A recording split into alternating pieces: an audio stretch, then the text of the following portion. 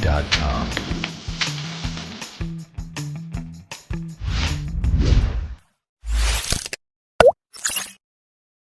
वेगवेगळ्या हॉटेल्समध्ये किंवा स्ट्रीट फूड खायला आपण कायम जातो, पण आज मी आली आहे एक वेगळा डायनिंग अनुभव घ्यायला. आज मी आली आहे ऋतुजाज फ्युजन टेबल या सफर क्लबला. आता सफर क्लब म्हणजे काय हा प्रश्न तुम्हाला नक्कीच पडला असेल. सो या प्रश्नाचं उत्तर तुम्हाला या व्हिडिओतनं नक्की मिळेल. आपण आलो आहे ऋतुजा वराडपांडे हिच्याकडे. ऋतुजा व्यवसायाने डेंटिस्ट आहे, पण ती हा सफर क्लब चालवते. सो आता तुम्ही हे बघताय, इथे असं छान एक टेबल मांडला आहे, थोडी तयारी आहे सगळी. सो ही तयारी या सफरची आहे आणि आता वेगवेगळे पाहुणे येतील, जे मी त्यांना ओळखत नाही असे वेगवेगळे पाहुणे येतील आणि इथे डायनिंग अनुभव घेतील. हे एकूण काय आहे हे बघण्यासाठी व्हिडिओ शेवटपर्यंत बघा.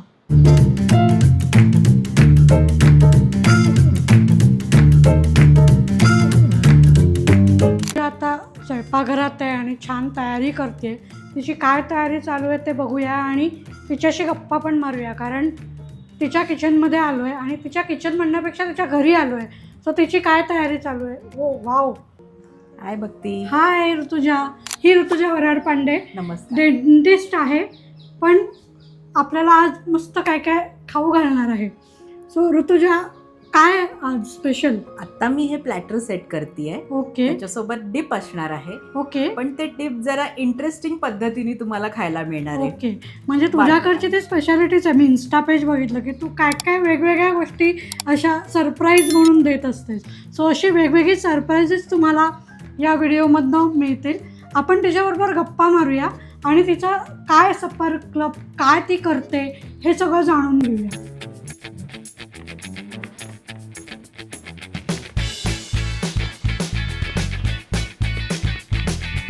ऋतुजा, वेलकम टू रिचर्स चॅनल आणि थँक्यू मला इन्व्हाइट केल्याबद्दल. सफर क्लब सुरू करावा असं तुला का वाटलं आणि तुझी थीम काय आहे? म्हणजे फ्युजन टेबल जे म्हणतेस, तर मग कसलं फ्युजन नक्की याच्यात आहे? म्हणजे मेन सफर क्लब म्हणजे काय हे जाणून घ्यायला आवडेल. तिथपासून मी सुरुवात करते की सफर क्लब म्हणजे काय.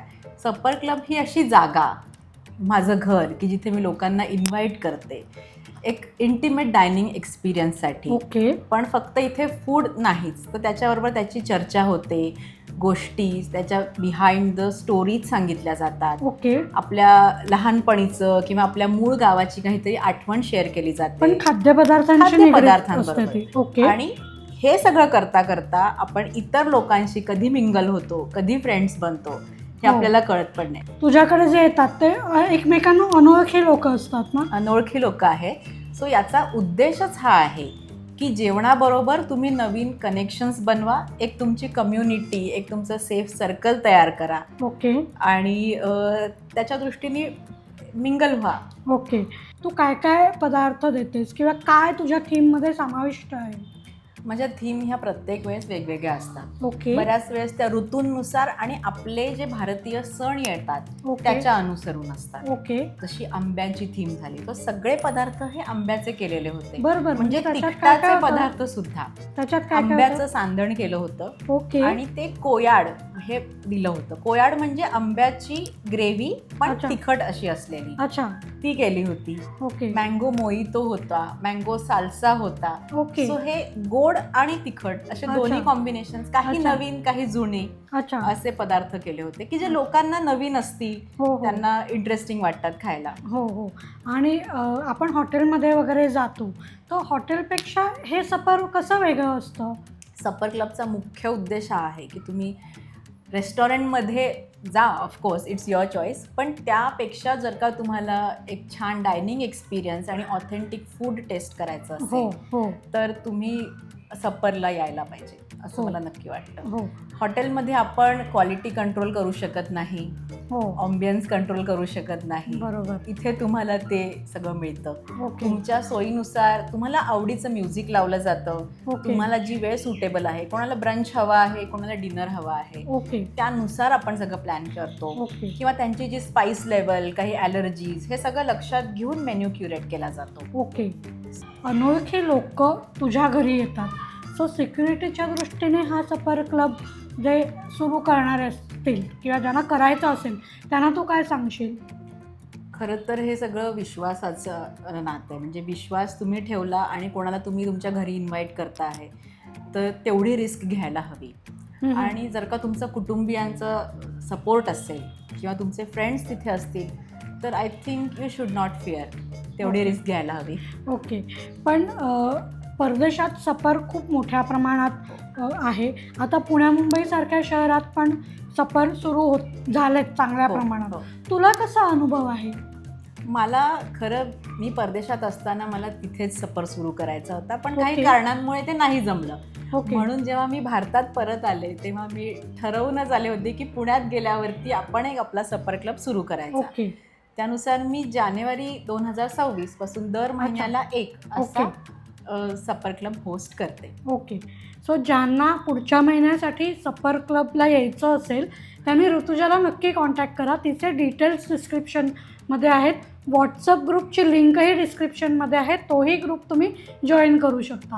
म्हणजे आपण हॉटेलमध्ये मित्रमैत्रिणींना घेऊन जातोच, पण तुझ्या सफर क्लबमध्ये जर मला मित्रमैत्रिणींना माझ्या इन्व्हाइट करायचं असेल तर तसं इन्व्हाइट करता येईल का? अगदी अगदी हो का? नक्कीच. म्हणजे मग तेव्हा तुझं कशा प्रकारे प्लॅनिंग असतं? म्हणजे त्याच्यामध्ये जर का तुमचे ग्रुप ऑफ फ्रेंड्स येणार असेल तर तारीख ही तुमच्या कन्व्हिनियन्सनी ठरवली जाते. ओके. किंवा खायचे जे पदार्थ आहेत की कोणाला तरी नागपुरी वडाभात खाऊन बघायचा आहे, बरं. पण त्याचबरोबर कोणाला तरी सोलकढी पण हवी आहे, कोणाला पिटा ब्रेड आणि हमसचे काही प्रकार हवे आहेत. ओके. So, ते आपल्याला सगळ्यांच्या आवडीनुसार इथे प्लॅन करता येतं. मुख्य म्हणजे तुम्हाला इथे रेस्टॉरंटमध्ये असतं तसं कोणी हाकलून देणारं नाहीये की चला टेबल रिकावा करा. ओके. तुम्ही तुमचा वेळ घेऊन इथे नुसतं जेवणच होत नाही, तर त्याच्याबरोबर मी काही प्रश्न विचारते, आईस ब्रेकर्स, ओके. काही गेम्स घेतले जातात. ओके. सो लोकांचा वेळ कधी जातो हे कळत नाही. ओके. ओके. त्यामुळे तुम्ही छान एक 3 तास तरी सहज एक्सपिरियन्स घेऊ शकता. ओके. म्हणजे लोकांना एंगेज ठेवण्याचं काम या दरम्यान केलं जातं, ज्यांनी आजूबाजूची अनोळखी लोकंही एकमेकांबरोबर मिक्स होऊ शकतात आणि एक चांगला अनुभव मिळतो. सो तुझ्या सफर क्लबमध्ये तुला आवडणारा पदार्थ किंवा तुला आवडणारा एखादा अनुभव कोणता होता की जो छान लक्षात राहिला तुझ्या? माझ्या सफर क्लबमध्ये मला आवडणारा पदार्थ असं म्हणशील तर वेगवेगळे मॉकटेल्स. कारण प्रत्येक याच्यामध्ये इट्स अ 5 कोर्स मील. अच्छा. त्याच्यामध्ये एक मॉकटेल हे असतं. सीझन कुठलाही असो, सूप सगळेजण घेतात असं नाही, त्यामुळे मॉकटेल सूप बरोबर असतंच. Okay. So strawberry ice tea हा मी माझा छान जमणारा पदार्थ हे असं म्हणू शकेल आणि तो लोकांना पण खूप आवडतोय. ओके. ओके. सफर क्लबचा मेनू कसा असतो साधारण? It's a 5 course meal. Soup दिलं जातं, अर्थात प्रत्येक सीझनमध्ये नाही. उन्हाळ्यामध्ये सूप कोणीही पित नाही. सो जनरली सूप दिलं जातं. एक स्टार्टर असतं, त्याच्यानंतर शेअर्ड प्लेट किंवा प्लॅटर असं म्हणतात. Okay. Because food shared is happiness multiplied. Okay. So वेगवेगळे कॉन्डिमेंट्स आणि त्याच्यासोबत काही डिप्स असं दिलं जातं. ओके. ते तुम्ही घेऊ शकता. हे सगळं सुरू असतानाच मग काही प्रश्न विचारले जातात, एकमेकांची ओळख करून दिल्या जाते. ओके. मग ह्या गप्पा होईपर्यंत नंतर येते वेळ मॉकटेलची. ओके. मॉकटेल नंतर येतो मेन कोर्स. त्याच्यामध्ये पण 2 वेगवेगळ्या गोष्टी असतात. जनरली एक ब्रेड टाईप आणि एक राईसचा टाईप. ओके. किंवा दुसरं काही पण मेन कोर्समधले 2 आहेत. ओके. त्याच्यानंतर आहे डेझर्ट, ऑफकोर्स सगळ्यांच्या आवडीचं. हो. आणि याच्यासोबत मी घरी जाताना एक शिदोरी सुद्धा देते. वाह. सो मस्त. ते पण लोक म्हणजे नंतर सुद्धा त्याचा आस्वाद घेऊ शकता किंवा घरच्यांना पण आलेले पाहुणे त्याची चव चाखायला देऊ शकता. ओके. सो म्हणजे तुझ्याकडे नुसता सफरचा तो अनुभव न घेता तुझ्याकडे पुन्हा लोक जेवायला यावी याची एक पूर्वतयारीही करून ठेवतेस. सो हा एक अनुभव आता आपण घेऊच, लोक अजून येतील आणि तुम्हाला कळेल की कशा पद्धतीने ती हे सगळं आपल्याला देते, तिचं प्लेटिंग कसं असतं, काय असतं, हे सगळं अनुभवूया आपण. सो व्हिडिओ बघण्याआधी चॅनल नक्की सबस्क्राईब करा.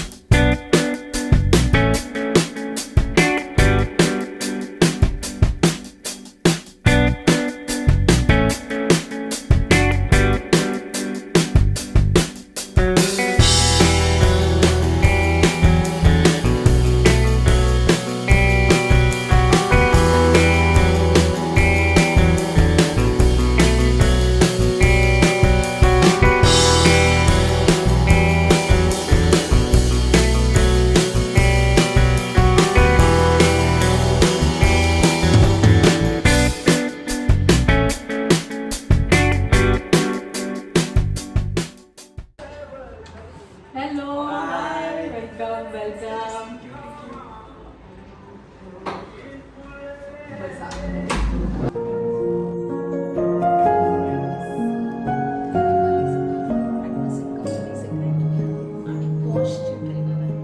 हा कोर्स आहे सूप.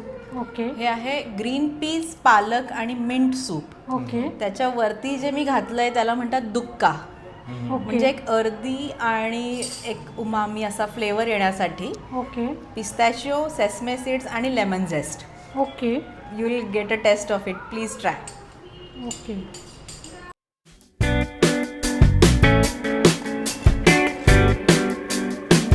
एकदम युनिक असा फ्लेवर आहे. जसं म्हणलं तर जसं टँगी फ्लेवर आहे आणि तो उमामीनेस तो जाणवतो आहे त्या दुःखामधून. सो आणि मला नाही वाटत मी आधी कधी असं टेस्ट केलेलं आहे. So it is really unique, nice. वेगळं आहे एकदम मस्त. म्हणजे हॉटेलमध्ये कदाचित आपल्याला नाही. असा अनुभव मिळणार नाही असं वाटलं मला हे सूप प्यायल्यानंतर.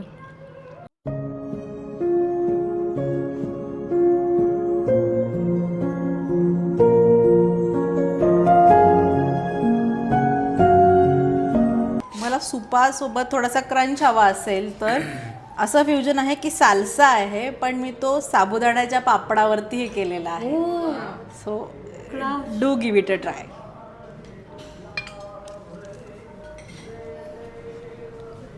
काय कसं सुचतं हे सगळं. म्हणजे बेसिक आहे. काहीतरी आपण पीत आहे, खात आहे, काहीतरी क्रंच आपल्याला आवडतोच. हो हो जेवणात थोडासा आलू भुजिया घे, शेवच घे. सो वाय नॉट दिस. हो आणि साबुदाण्याची पापडी आणि आपली लहानपणीची आहे. हो म्हणजे इतक्या छान वाटतं हे बघूनच. रंगतदार आणि मस्त. Please enjoy. हो मजा आहे हे सगळं अनुभवणं. आणि म्हणजे आपलेच पदार्थ आपण किती वेगळ्या पद्धतीने प्रेझेंट करू शकतो हे या निमित्ताने लक्षात आलं असेल तुम्हाला. याच्यात कांदा आहे, कैरी आहे, डाळिंबाचे दाणे आहेत. कम्फर्टेबल सगळ्यात सरप्रायझिंग फॅक्ट म्हणजे साबुदाण्यासोबत कांदा अरे हे मस्त लागतं आहे. असोसिएट करतो. मस्त लागतं आहे हे.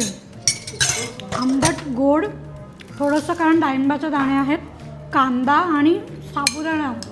हे एकदम वेगळं आणि छान आहे. आपलं प्लॅटर आज मी देत आहे with the dip that is edible. Okay हे इडिबल कॅनव्हस आहे. सो जस्ट तुमच्या आवडीचं तुम्ही निवडा सॅलेड आणि काहीतरी डिप करून खा. याच्यात 3 प्रकारचे हमस आहेत.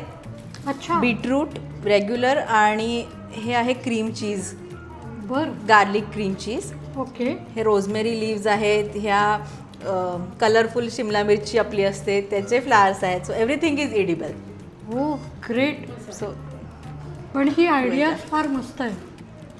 आणि ते दिसायला इतकं अट्रॅक्टिव्ह दिसतंय की हे खायचं का असं नाही वाटतंय. खा. हे आपण खाऊया, पण आधी हे तर कमाल आहे.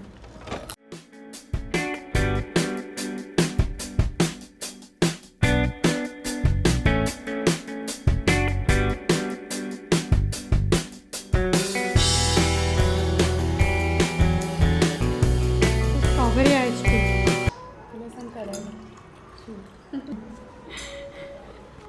Three cheers. इंटरेस्टिंग. हे सगळं खाल्ल्यानंतर अजून रिफ्रेश झालं हे प्यायल्यावर. मस्त. ते ठेव. बाबा म्हणतात नाही चहा कमी आहे, अजून चहा टाक. आणि विहान म्हणतो गोड कमी आहे, स्ट्रॉबेरी टाक. So it's difficult to find balance. Food related.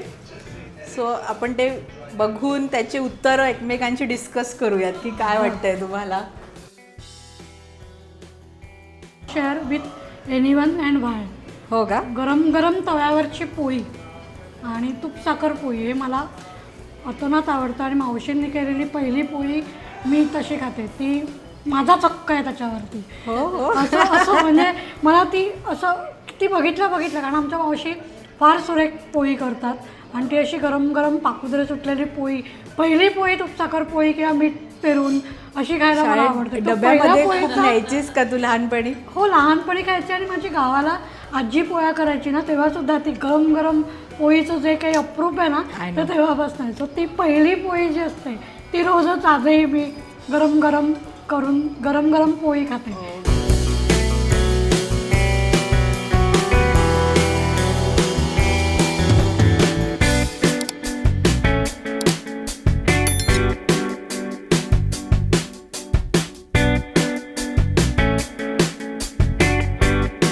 असा स्वतःचा की जेव्हा आपण मी तर खूप फास्ट इटर आहे. जेव्हा मी सगळ्यांबरोबर जेवते ना तर मग थोडा स्पीड स्लो होतो ना तर थोडं प्रोटीन टाकोज. सो मल्टीग्रेन रोटी आहे, ओके. मखनी ग्रेव्ही दिली आहे ॲज अ सॉस, आणि ही जी टिक्की आहे ही पनीर आणि सोया ग्रॅन्युल्स यांनी बनवलेली आहे आणि बेक केलेली आहे. ओके. तिखटाची लेवल बघा, म्हणजे खूपच साधं आहे तसं नाही ना. हां,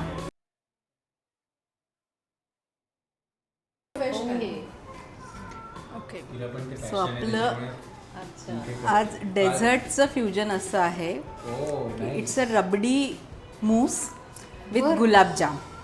ओ rabdi mousse with gulab jam. Video चालूच झाला नाही. रबडी मूस विथ गुलाबजाम.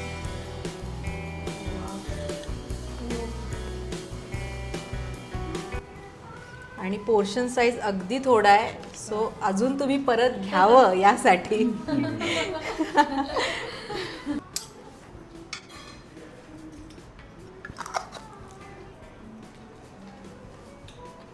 सुंदर क्रीम आणि गुलाबजाम बरोबर हा हा म्हणजे माझ्याकडे आता शब्दच नाही. तुम्ही स्वतः या आणि हे अनुभव घ्या. असे वेगवेगळे इतके सरप्राईजेस इथे मिळतात की आपण म्हणजे खाऊनच तृप्त होतो. Rutuja, thank you so much. इतका क्लासिक एक्सपिरियन्स दिलास तू आज. आणि ते डिप्सचं कॅनव्हास, काय कल्पना आहे ती, आणि ते सगळं ते अरेंज करणं, फारच मजा आली. म्हणजे मला असं वाटलं की दर महिन्याला तुझ्या सफरला आलं पाहिजे नक्की, नक्की आणि आहे. असा अनुभव घेतला पाहिजे.